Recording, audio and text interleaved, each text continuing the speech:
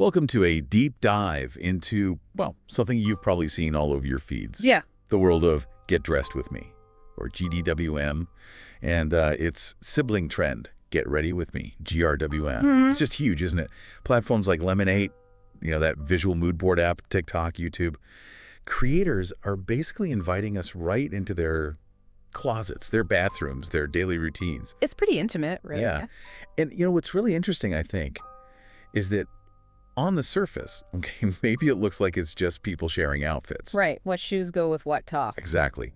But as we start to peel back the layers a bit, we find these videos offer so much more. We're talking styling tips, sure, but also this real sense of community. Feels like it's genuinely changing how we interact with fashion. And that's really the core of it, isn't it? It's this fascinating window into how younger consumers especially are engaging with fashion, how they express their identities, how they connect with each other, and maybe even how they're influencing broader cultural values. So our mission today really is to explore this whole phenomenon, from like the creative side, the inspiration, to the practical how-tos, and then digging into the deeper stuff, the implications, the ethics, particularly around, consumption and sustainability. Yeah. It gets complicated. Yeah, it really does. And these aren't just like fleeting fads, are they? Yeah. GDWM, GRWM. Yeah.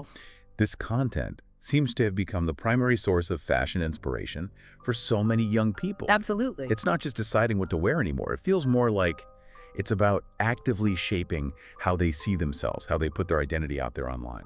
That's such a critical point, because it signals this massive power shift in the fashion world. Influencers, bloggers, even, micro-celebrities, they hold incredible sway now. Right. And what's really insightful is how they do it. They showcase trends, yeah, but in these really relatable, everyday contexts, it makes even high fashion feel, well, accessible. Approachable? Yes, exactly. Approachable. Their posts feel authentic, credible, partly because they share personal stories, but also because they often weave in this really practical styling advice that just clicks with people. We actually saw this reflected in a study on young Indian metropolitan women. It specifically highlighted how fashion bloggers were like central to setting trends and driving purchase decisions. Wow. And that relatability, that authenticity, it leads straight into what I find really captivating. The interaction, the comments, the likes, the shares, that immediate feedback. It's not just watching something, it's this participatory culture. It builds a real sense of community and connection. Definitely. And the research backs this up, right? Suggesting this community aspect is actually more influential for Gen Z's buying choices than like traditional advertising. That's a massive shift. It absolutely is. And what's striking there is how it sort of blurs the lines between just watching something entertaining and, well, shopping. It's not just about being influenced anymore. It's about getting your personal style validated, finding your group, building an identity within that group. So the purchase feels less like just buying stuff and more like belonging, which is, a super powerful psychological driver. Think about it for yourself. When you're scrolling TikTok or maybe Lemonade, how often do you get drawn into the comments? Maybe asking, where'd you get that? Or adding your own 2 cents on an outfit. That's that community power in action right there in your feed. It's immediate. It really is. Okay, so beyond the buzz, beyond the community power, what practical stuff can we actually, pull from these deep dives into someone's wardrobe? Yeah, the actual advice. Right. It often boils down to some pretty fundamental style principles, doesn't it? Like expressing your individuality, using clothes to boost confidence, understanding your body type, and really mastering how to mix and match those core wardrobe staples. The basics, tees, jeans, a good jacket.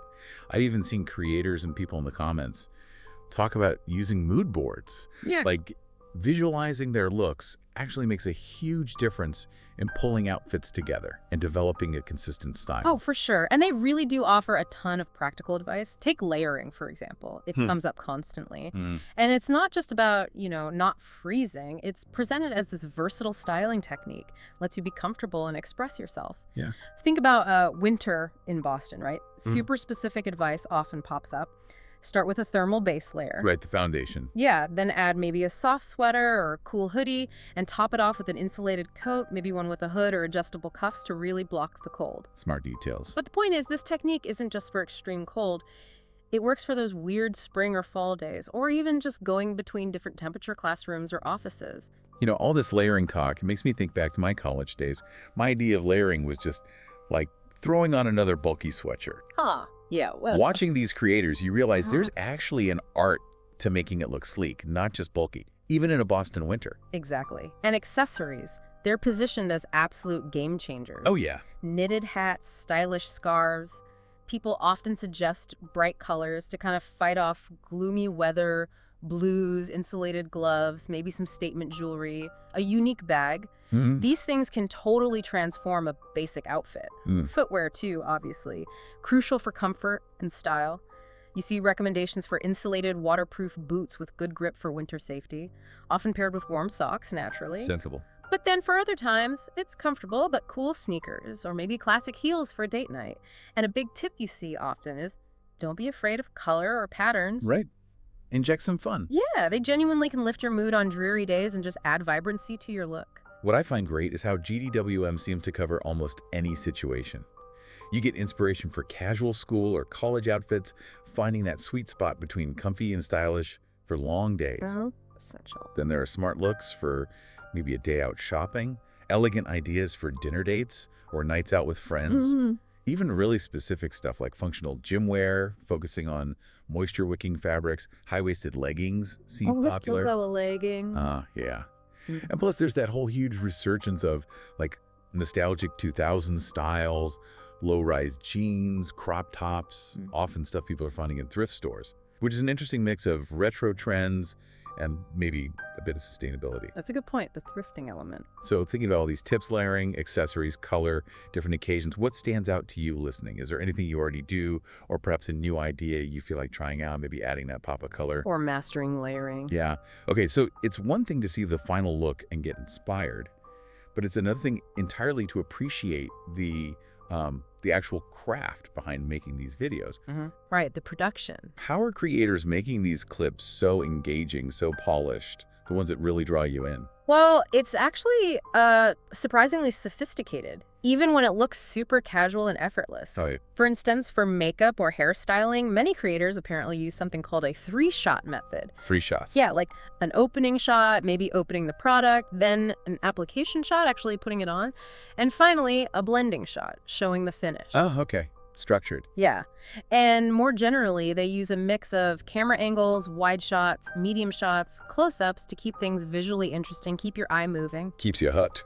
Exactly. And on the technical side, good lighting is like #1, essential. Makes sense. Simple phone stands or tripods are key tools too. They allow for that steady filming, which helps creators multitask, talking while doing their routine. Right, hands-free. And sound is important too. If they're talking, the advice is usually to use instrumental music or keep any background music really low. Definitely avoid lyrics that could distract from what they're saying. Good tip. Sound effects are sometimes woven in too for a bit of fun, like that satisfying click sound when opening a makeup compact or something. The little details. So it's not just the visuals, it's the whole sensory package. Absolutely.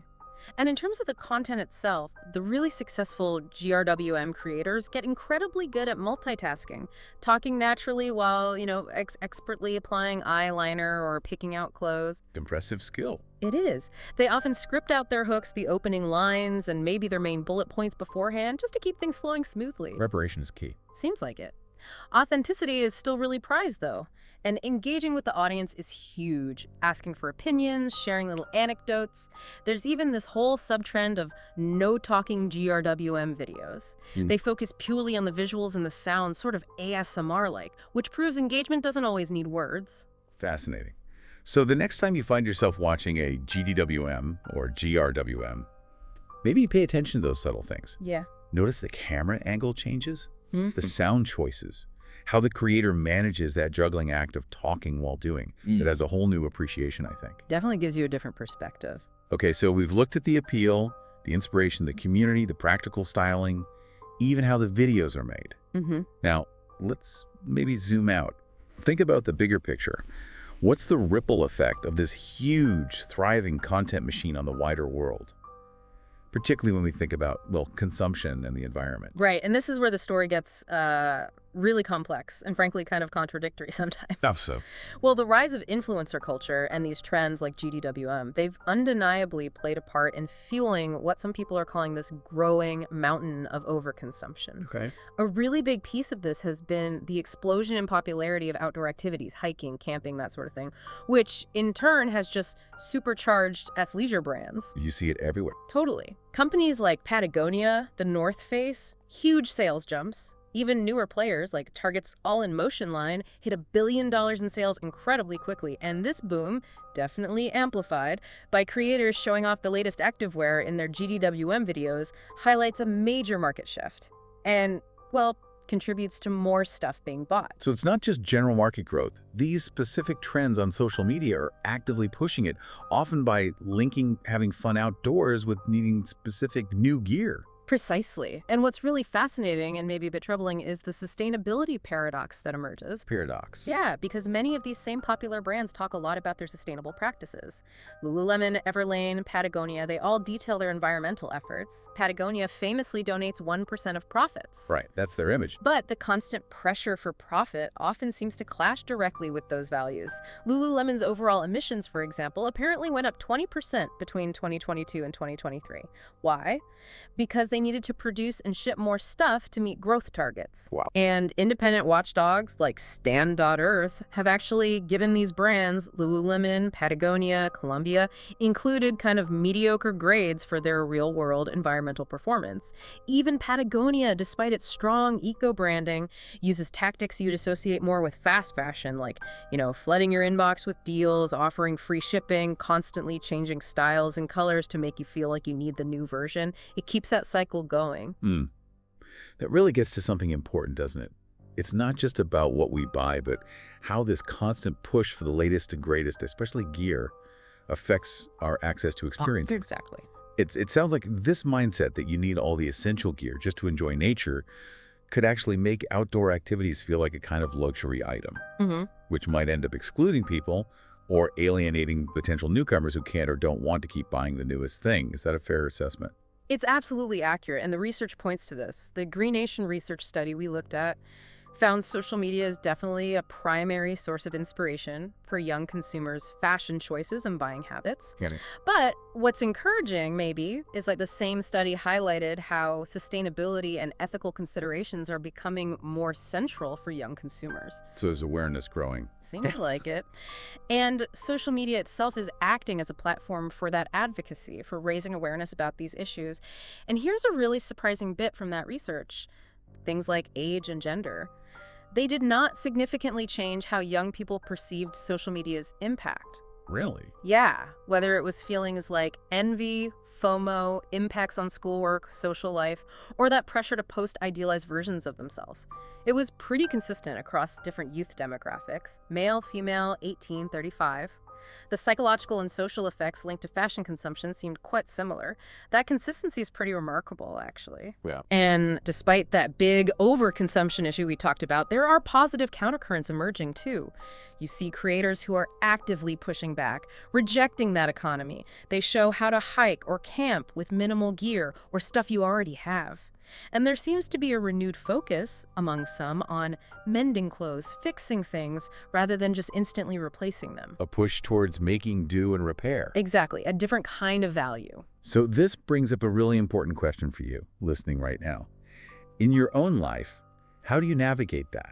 How do you balance wanting to be stylish, maybe engaging with these trends online, with a conscious effort towards sustainability? Try not to fall into that overconsumption trap these trends can sometimes, maybe unintentionally, encourage. It's a tough balance. It really is. Yeah. So we've journeyed from the creative spark and community of GDWM through the practical styling tips, the nuts and bolts of video production, all the way to these really complex societal and environmental questions this whole digital trend raises. It's just undeniable that social media is this incredibly powerful force. It's shaping not just what we choose to wear, but maybe even our deeper values and priorities around fashion, around consumption itself. Absolutely. These platforms offer amazing opportunities, don't they, for self-expression, finding your people, building real community. But at the same time, they throw up these significant challenges. Around sustainable consumption, yes, but also around authentic representation, what's real versus what's perfectly curated online. It's a landscape that's just constantly shifting, evolving, Mhm. and it really pushes us, I think, whether we're consuming this content or creating it, to think more critically about our choices, about the messages we're taking in and the messages we're putting out there. So as GDWM and GRWM inevitably continue to evolve, continue to capture our attention, the big question sort of hangs there, doesn't it? Yeah. What now? How can we, as, discerning consumers, thoughtful creators, how can we truly use these platforms for genuine self-expression, for real community building? While actively pushing back. Yeah, while actively resisting those constant pressures of overconsumption and trying to promote a more authentic, maybe a more sustainable approach to style. It's such a delicate balance. It is. But maybe it's one that's becoming increasingly vital. For the planet, sure, but also just for our own peace of mind, perhaps. Maybe the real deep dive we all need to take is into our own closets and our own consciences.